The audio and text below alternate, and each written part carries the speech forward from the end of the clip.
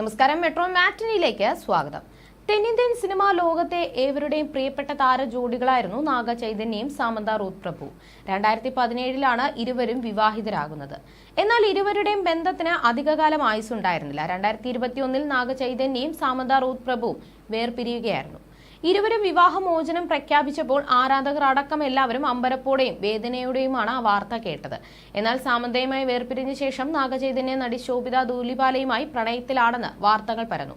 അടുത്തിടെ ഹൈദരാബാദിലെ ജൂബിലി ഹിൽസിൽ നാഗചൈതന്യ ഒരു ആഡംബര ഭവനം സ്വന്തമാക്കിയിരുന്നു. അവിടേക്ക് ശോഭിത അതിഥിയായി എത്തിയ ശേഷമാണ് നാഗചൈതന്യയുമായി ശോഭിതയുടെ പേരുകൂടി ചേർത്ത് ഗോസിപ്പുകൾ വന്നു തുടങ്ങിയത്. ഇപ്പോഴിതാ എല്ലാവരെയും ഞെട്ടിക്കുന്ന പുതിയ വാർത്തയാണ് പുറത്തുവരുന്നത്. ഇരുവരും ഒന്നിച്ചുള്ള അവധിക്കാല ആഘോഷ ചിത്രങ്ങളും പുറത്തുവന്നതോടെ സംശയം ബലപ്പെട്ടിരിക്കുന്നു. ഇപ്പോഴിതാ ഇരുവരുടെയും വിവാഹ നിശ്ചയം നടക്കാൻ പോകുന്നുവെന്ന റിപ്പോർട്ടുകളാണ് പുറത്തുവരുന്നത്. നാഗചൈതന്യയുടെ വീട്ടിൽ വച്ചായിരിക്കും ചടങ്ങ് നടക്കുക എന്നും ബോളിവുഡ് മാധ്യമങ്ങൾ റിപ്പോർട്ട് ചെയ്യുന്നു. ഇരുവരും ഒന്നിക്കുന്നുവെന്ന വാർത്ത നാഗചൈതന്യ തന്നെ സമൂഹ മാധ്യമത്തിലൂടെ ആരാധകരെ അറിയിച്ചേക്കുമെന്നാണ് റിപ്പോർട്ട്. അതേസമയം ഇരുവരും ഇക്കാര്യത്തിൽ പ്രതികരിച്ചിട്ടില്ല. വാർത്തകൾക്ക് പിന്നാലെ ശോഭിത ധൂലിപാലയുടെ സമൂഹ മാധ്യമ അക്കൗണ്ടുകളിൽ ആരാധകർ പല വിധത്തിലുള്ള കമന്റുകളുമായും എത്തുന്നുണ്ട്. അതേസമയം ബോളിവുഡിലേക്ക് ശ്രദ്ധ കേന്ദ്രീകരിക്കാൻ പോവുകയാണ് സാമന്ത. സിറ്റാഡൽ എന്ന സീരീസിലൂടെയാണ് സാമന്ത ബോളിവുഡിൽ അരങ്ങേറുന്നത്. വരുൺ ധവാനൊപ്പമാണ് ഈ ചിത്രത്തിൽ നടി അഭിനയിക്കുന്നത്. ആക്ഷൻ വേഷത്തിലാണ് നടി ഈ ചിത്രത്തിൽ പ്രത്യക്ഷപ്പെടുക. അതേസമയം മയോസിറ്റിസ് രോഗത്തെ തുടർന്ന് സാമന്ത ഇപ്പോൾ സിനിമകൾ ചെയ്യുന്നതും കുറവാണ്. ഖുഷിയാണ് സാമന്ത അവസാനം അഭിനയിച്ച റിലീസായ ചിത്രം. ഇത് ഭേദപ്പെട്ട വിജയമായിരുന്നു. ഇടവേളയ്ക്ക് ശേഷം നടിയുടേതായി റിലീസ് ചെയ്യുന്ന സീരീസാണിത്. ഹോളിവുഡിൽ അവഞ്ചേഴ്സ് സംവിധായകരായ റൂട്ടോ സഹോദരന്മാർ രൂപപ്പെടുത്തിയെടുത്ത സീരീസാണ് സിറ്റാഡൽ. അതിന്റെ റീമേക്കിലാണ് സാമന്ത നായിക.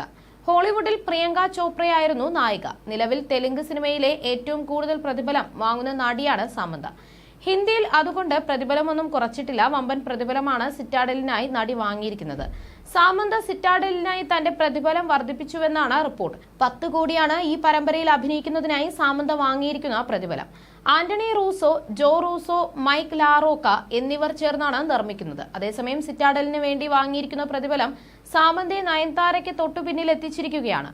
ദക്ഷിണേന്ത്യൻ നടിമാരിലെ ഏറ്റവും കൂടുതൽ പ്രതിഫലം ബോളിവുഡിൽ വാങ്ങുന്നതിലാണ് സാമന്തയ്ക്ക് 2ാം സ്ഥാനമുള്ളത്. ആദ്യ സ്ഥാനത്ത് നയൻതാരയാണ്.